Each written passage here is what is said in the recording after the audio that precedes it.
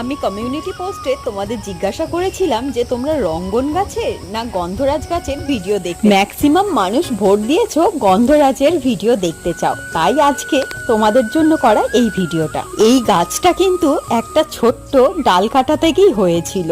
আমার মা মামা বাড়ি থেকে একটা ছোট্ট ডাল নিয়ে এসেছিল আর সেইটাই আজকে এত বড় রূপ নিয়েছে।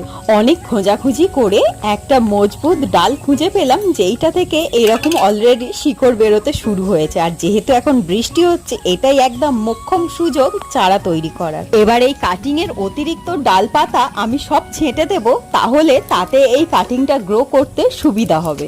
আমি আজকে দুটো কাটিং বসাবো, একটা মাটিতে আর একটা টবে, দেখবো কোনটা তাড়াতাড়ি গ্রো হয়। আমার আগের ভিডিওতে তৃষা কমেন্ট করেছিলে তোমার ড্রাগন গাছ বাড়ছে না, কি করবে? এই রিলেটেড ভিডিও খুব তাড়াতাড়ি আসবে আমার চ্যানেলে। আচ্ছা তোমরা বলো তো কোন কাটিংটা তাড়াতাড়ি গ্রো হবে?